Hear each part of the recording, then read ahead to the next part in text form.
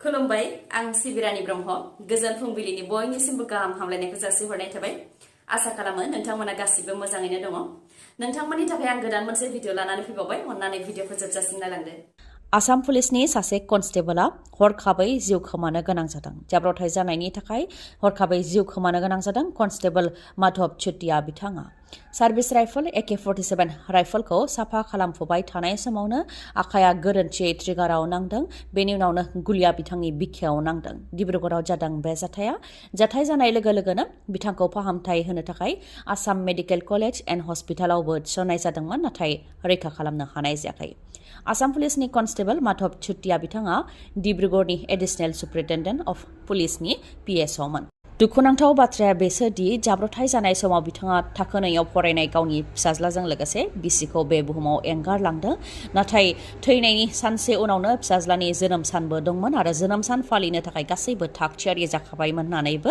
दुखु फोरमायथिदों नखरनिफोरा रायजोआव सानै बांलादेशी फोरोंगिरिफोरखौ साख्रिनिफ्राय होखारनाय जाबाय लाहरिघाट उलुबारी मध्य इंराजि स्कुलनि फोरोंगिरि आब्दुर रशीदखौ बांलादेशी होनानै साख्रिनिफ्राय होखारनाय जाबाय लोगोसेनो टेंसालि खान्दापुकुरि गुदि फरायसालिनि फोरोंगिरि खायरुल इस्लामखौबो बांलादेशी होनानै साख्रिनिफ्राय बोख्लायनाय जाबाय फोरमायथिनो गोनांदि खायरुल इस्लामनि हेंथा थांनाय 1997 मायथाइयावनो बांलादेशी होनानै मरिगाव पुलिस थानायाव गसर होनाय जादोंमोन बे लेखायै 2015 मायथाइयाव खायरुल इस्लामखौ बांलादेशी होनानै बिजिरसालिया फोसावदोंमोन नाथाय खायरुल इस्लामा चेलेन्ज खालामफिनदोंमोन अब्लाबो 2018 मायथाइयाव गुवाहाटी हाइकर्टआ खायरुल इस्लामखौ बांलादेशी होनानै फोसावदोंमोन नाथाय बेफोरनि उनावबो खायरुल इस्लामा फोरोंगिरि हिसाबै साख्रि मावगासिनो दंमोन नाथाय दा बिथांखौ साख्रिनिफ्राय होखारबाय बा साख्रिनिफ्राय बोख्लायबाय फोरमायथिबावनो गोनांदि खायरुल इस्लामखौ बांलादेशी होनानै बिजिरसालिया फोसावनायनि उनावबो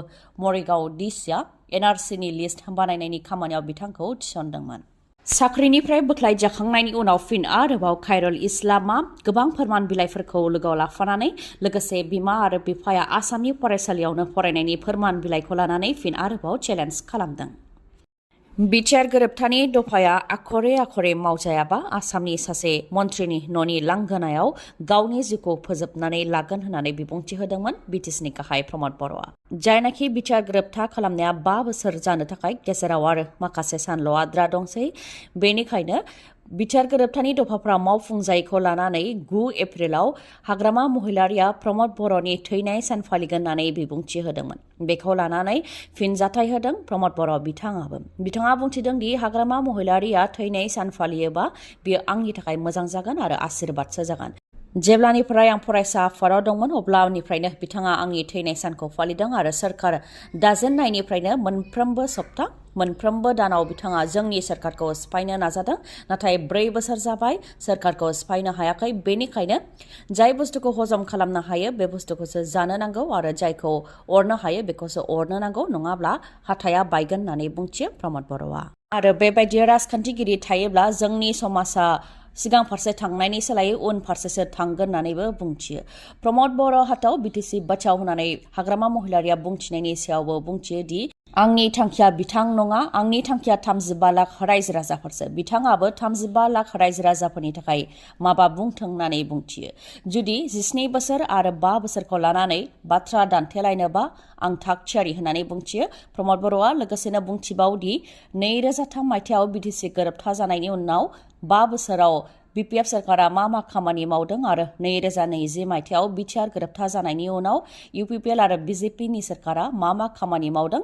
बेखौ रुजुनानै मोनसे स्टेटमेन्ट होगोन आरो 17 बोसोर आरो 5 बोसोरनि गेजेराव रुजुनानै स्टेटमेन्ट होगोन अब्ला मिथिनो मोनगोन सोर बेसेबां खामानि मावदों होननानै बुंथियो प्रमद बर'आ मख'नो गोनांदि BTCनि गाहाय प्रमद बर' बिथाङा बिजनीआव बिया भबन बेखेवहैदोंमन गोजाम राम सीता मन्दिराव बिया भबनखौ बेखेवहैदोंमन बिथाङा फोरमायथिदों दि राम सीता मन्दिरखौ गोलाव समनिफ्रायनो सासे बाबाया जोथोनै लाखिबोदोंमन आरो गावनि थैनोसै समाव बे हाखौ सोरखारनो एंगारनो थाखाय थांखि लादोंमोन लोगोसेनो मन्दिराबो जाहाथे रैखाथि थायो आरो बे हायाव जाहाथे मोनसे फसंथान खालामो बेनि थाखाय खावलायदोंमोन बे लेखायै बिया भबनखौ बेखेवदों होननानै फोरमायथिदों बेनि थाखाय 1 कोटि रां सेंसन जाखाबाय आरो 1 बोसोरनि गेजेरावनो बेखौ आबुं महर होगोन होननानै फोरमायथियो जेराव हाबा खुंफैनायजों लोगोसे गुबुन हाबाफारिखौबो बेयाव खुंनो हागोन होननानै फोरमायथिदों प्रमद बर' बिथाङा बैसो जानाय बिमा बिफाखौ माखासे फिसाफ्रा हारसिङैनो एंगारो, खायफाया जोथोन लाया आरो खायफाया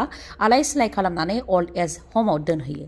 बेनिखायनो बैसो जानाय बिमा बिफाखौ रैखाथि होनो थाखाय बा बिथांमोननि मोनथायखौ होनो थाखाय सुप्रिम कर्टआ मोनसे थांखि लादों। गिफ्ट डिडनि गेजेरजों बिमा बिफाया फिसानो धोन सम्पतिखौ गासैबो होखांनायनि उनाव जुदि फिसाया बिमा बिफाखौ नायनो एंगारोबा बा बिमा बिफाखौ आलाय सिलाय खालामोब्ला पेरेन्ट्सआ साइन खालामनाय गिफ्ट डिडखौ केन्सेलबो खालामफिननो हायो। अब्ला फिसाया धोन सम्पतिखौ मोननाय नङा। मेंटेनेन्स एन्ड वेलफेयार अफ द पेरेन्ट्स एन्ड सिनियर सिटिजेन एक्टनि गेजेरजों बेखौ बिमा बिफाया खालामनो हागोन। हेलिकप्टार क्रेश जानायजों 3 सुबुंनि जिउ खहा, इन्डियान कस्ट गार्डनि 2 पाइलट आरो सासे एयार क्रिउ ड्राइभारनि जिउ खहा। गुजरातनि पोरबन्दर एयारपर्टआवनो जानो मोन्दों बे जाथाया। लेन्डिं खालामनाय समावनो हेलिकप्टाराव हरखाबै अर जोंब्लावदों, जायनि जाहोनाव इन्डियान कस्ट गार्डनि 2 पाइलटजों लोगोसे सासे एयार क्रिउ ड्राइभारा जिउ खोमानो गोनां जादों। ट्रेनिंनि उनाव लेन्डिं खालामदोंमोन बिथांमोनहा बे समावनो अर जोंब्लावदों आरो बे दुखुनांथाव जाथाया जानो मोन्दों।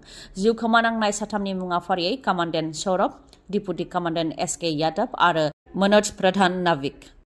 उन्दुफुबाय थानाय समावनो न'आव गिख्रंथाव अर खामदों, जायनि जाहोनाव उन्दुलांफुनाय थासारियावनो जिउ खोमानो गोनां जादों बा अरजों खामथार जानो गोनां जादों। सुमति भुइया मुंनि सासे आइजोआ, लोगोसेनो बिथांनि फिसाय सुरेश भुइया बिथाङाबो खावसे अरजों खामजानो गोनां जादों। जोखोम जानांनाय सुरेश भुइयाखौ आसाम मेडिकेल कलेज एन्ड हस्पिटालाव थिसननाय जादों। डिब्रुगड़नि दिखमनि पमातली साहा बागानाव जादों बे गिख्रंथाव अर खामनाय जाथाया। मोनानि 7:30 समाव न'आव गिख्रंथावै अर खामनाय जाथाय जादों। उन्दुफुबाय थानाय समावनो न'आव रोहो रोहो अरा जोंब्लावदों। उनाव खाथि खालानि सुबुंफ्रा फैनानै नायफैनायाव सुमति भुइयाखौ थैनाय थासारियाव बोखांनो हादों आरो बिथांनि फिसाय सुरेश भुइयाखौ गाज्रि थासारियाव खावसे अरजों खामजानाय थासारियाव बोखांनो हादों। उनाव बिथांखौ रैखा खालामनानै देहा फाहामसालि फारसे दैथायहरदों।